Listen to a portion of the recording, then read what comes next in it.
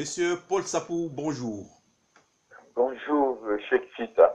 Vous êtes secrétaire général de la FIDH. Vous avez suivi, comme tout le monde, ce qui s'est passé à RD Congo entre le 19 décembre 2016, jour de la fin du deuxième et dernier mandat de Monsieur Joseph Kabila à la tête de la RD Congo, et aujourd'hui. Quelles sont les informations dont vous disposez par rapport à ce qui s'est passé à RD Congo? Eh bien, des informations très alarmantes pour une énième fois. Le régime de l'ex-président Joseph Kabila, puisque depuis minuit, le 19 décembre, la violation de la Constitution était consommée et il n'est plus président puisqu'il a perdu à la fois la légitimité et l'illégalité Et la en légalité. n'ayant pas organisé les élections contraignantes prévues par cette constitution. Alors, le régime a donc, sous l'ordre de M. Kabila, a reprimé, a massacré la population et continue à le faire jusqu'à aujourd'hui. Évidemment, dans des circonstances que tous nous avons suivies où pratiquement les moyens de communication, l'Internet, les réseaux sociaux étaient coupés. Alors, il a organisé ce massacre de la population qui, avec les informations, les éléments que nous détenons, nous donne un chiffre vertigineux de pas moins d'une centaine de personnes exécutées sommairement. Et il y a même des jeunes que l'on a tirés de leurs parcelles, qu'on a exfiltrés de leurs parcelles pour les tuer, emporter les corps, etc. Et cela, aussi bien à Kinshasa, à Lubumbashi, à Boma, à Kananga, un peu partout. Et déjà, on nous signale qu'à Lissala, les membres d'une église dont je tais les noms, qui s'apprêtaient à venir à Kinshasa pour éventuellement passer les journées de prière de fin d'année, ces fidèles de cette église, les fidèles de cette église, ont été massacrés. Plusieurs dizaines d'entre ces fidèles ont été exécutés sommairement sur ordre du gouverneur. Ça, c'est à l'Équateur. Les arrestations, n'en parlons pas. Et les disparitions, n'en parlons pas. Les jeunes de Filimbi, Lucia, à Goma, un peu partout, à Kisangani, dans toutes les provinces, ces jeunes qui manifestent pacifiquement et d'autres responsables de partis politiques de l'opposition, membres du rassemblement, l'opposition sous l'égide de M. Tshisekedi, Etienne Tshisekedi. Donc ces personnes aujourd'hui ont été kidnappées et gardées dans des lieux enfermés, torturées, et sans que ces personnes aient l'aide ou les visites de leurs proches et de leurs avocats. Le cas de Frank Diongo est un cas grave. Il a été attaqué à son domicile, battu à mort, torturé, amené et aujourd'hui autorisé de se faire soigner sous la surveillance des éléments de la garde républicaine à l'hôpital Ngaliema, alors que nous connaissons la réputation de cet hôpital, cette institution hospitalière qui est gérée totalement, dont les médecins sont sous la botte du régime qui sont capables de l'empoisonner. Ça, il ne faut pas craindre puisqu'il y a eu d'autres cas par le passé. Donc aujourd'hui, Franck Diongo est entre les mains de caciques, de faucons du régime sous l'ordre de M. Joseph Kabila. Et tout peut lui arriver. Et pour cela, nous responsabilisons M. Kabila pour tout ce qui peut advenir.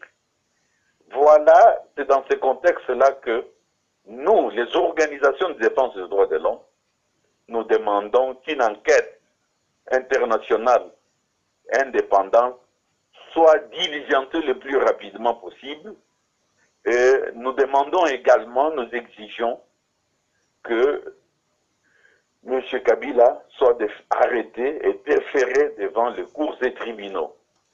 Et voilà, nous allons davantage documenter ce cas puisque nous recevons vraiment de preuves de cas qui sont des crimes considérés comme des crimes de l'humanité. Crimes contre, je vais dire, crimes contre l'humanité, des crimes graves se commettent actuellement en RDC, presque dans un état de siège décrété sur l'ensemble du territoire national par M. Joseph Kabila. Bien, merci, Monsieur Paul Sapou. La police nationale congolaise, elle dit que si ces unités sont sorties, c'était pour préserver la paix. Quel commentaire avez-vous à ce propos? Non, ça c'est un bluff. Vous voyez, par exemple, maintenant, ils sont en train d'alléguer que voilà, si par exemple il y a eu des morts à Boma, plusieurs dizaines, c'était de casseurs, de gens qui voulaient casser le magasin, certains magasins de Chinois, etc. C'est la chanson. Et même si ce sont des casseurs, il fallait les exécuter de façon sommaire, comme ils l'ont fait. Donc c'est une faute grave, c'est un crime contre l'humanité. Et les auteurs intellectuels et matériels de tous ces crimes doivent être déférés devant la justice. On va les traquer jusque dans leur retranchement. Le monde n'est plus ce qu'ils pensent là. Voilà pourquoi nous exigeons davantage des sanctions ciblées et tous ceux gens qui ont préparé cet environnement de répression, les gens comme le Mende, Lambert Mende, les Alain Atundu, et tous ces mondes-là seront traqués, je vous l'ai dit, comme je vous l'ai dit encore, il y aura des sanctions ciblées. Je répète, il y aura des sanctions ciblées et également des sanctions par le biais des procès judiciaires qui seront ouverts puisque les dossiers sont ficelés, les dossiers sur ces individus, sur ce qu'ils ont fait, parce que nous avons une banque de données qui démontre qu'il y a des gens qui ont préparé, des auteurs intellectuels, de tous ces massacres de la population. Leurs propos, leurs faits et gestes sont bien documentés, enregistrés. D'ici là, nous allons sortir le bilan de ce massacre de la population dans l'espace de 2 jours, la nuit du 19, le 20 décembre et même après ces dates-là, puisqu'on continue encore à enlever des jeunes gens, à les amener dans des endroits inconnus par garde républicaine et de personnes étrangères recrutées au service de ce régime. Ok, merci bien, Monsieur Paul Sapou. Une autre question. Il y a actuellement le dialogue sous l'égide de la CENCO. Vous, personnellement, en tant que grand défenseur des droits de l'homme, quelle piste de sortie vous proposez pour que le Congo ne flambe pas? Eh bien, le Congo est déjà euh, ensanglanté, les populations résistent et sont debout. Donc, pour le moment, il faut démettre ce monsieur qui a usurpé, qui usurpe encore la fonction de chef de l'État. Je ne vois pas d'autre solution que sa démission, puisque à plusieurs reprises, il y a eu de recommandations, il y a eu des démarches en sa direction pour qu'il quitte paisiblement le fauteuil, qu'il cède la place à d'autres à travers l'organisation des élections. Mais il s'est entêté. Il a voulu faire plus que le Burundais, plus que les Congolais de Brazzaville. Il a voulu faire plus que Kagame, Museveni, et il écoute les conseils de Robert Mugabe. Et il a dit à plusieurs reprises que voilà, mais vous en prenez à moi, etc.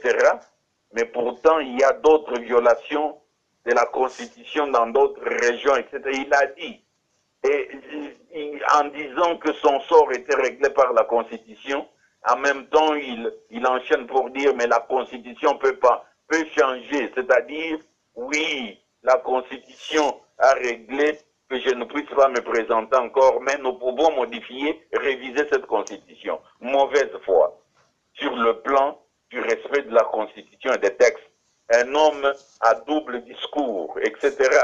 Et par rapport aux violations des droits de l'homme, les tableaux sont toujours noirs. C'est vraiment des auteurs intellectuels et matériels même de tous ces crimes que nous déplorons.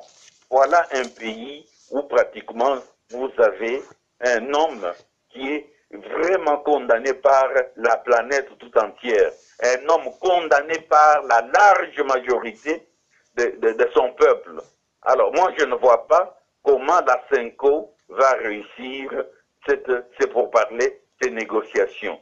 Et aujourd'hui, le seul salut, c'est le départ, si vous voulez, de ce monsieur-là, de la tête du pays qui le tient contre la violence, enfin contre la Constitution, contre la loi fondamentale et la volonté de la population tout entière, congolaise bien sûr. Merci bien, Monsieur Paul Sapou, pour ces éclairages. Si vous avez un dernier mot pour clôturer notre interview. Oui, le dernier mot, c'est simple. On tue, on enlève, on torture. Alors, il faut demander à la population de continuer les manifestations pacifiques. Et nous sommes là, nous suivons pas à pas, et le jour de ce régime sont comptés. Et voilà, et nous demandons que la population tienne bon, résiste, et qu'elle fasse vraiment de manifestations là, tant qu'elle peut, et je crois que nous allons sortir et donner une leçon, administrer une leçon, si vous voulez, à d'autres Africains qui sont dans la même situation. Et les Burkinabés qui se sont battus, comme nous, en seront encore fiers. Vous avez vu les mouvements, tous les mouvements citoyens de la sont avec le peuple congolais, sont à partir de l'île de Gorée, et envoyé un message très fort, très très très fort. Je demande aussi à tous ces Congolais qui se sentent vraiment qu'ils ils ont le sang congolais, ils vivent en tant qu'humains et qui sont dans l'administration de ce régime finissant et qui sont sous ordre de M. Kabila, qu'il s'agisse de gouverneurs, qu'il s'agisse de fonctionnaires, de services de sécurité, l'ANER, la police et consorts, s'ils se sentent vraiment, vraiment congolais, qu'ils arrêtent de réprimer la population, qu'ils s'en prennent à ceux-là qu'ils envoient et qu'ils mènent des actions aussi pacifiques, qu'ils soutiennent la population dans ces manifestations pacifiques qui ont commencé depuis la nuit du 19, si vous voulez, ils se sont renforcés depuis la nuit du 19 décembre dernier jusqu'au départ effectif de M. Kabila. Monsieur Paul Sapou, secrétaire général de la FIDH, nous vous remercions beaucoup pour cette interview et à la prochaine. Merci.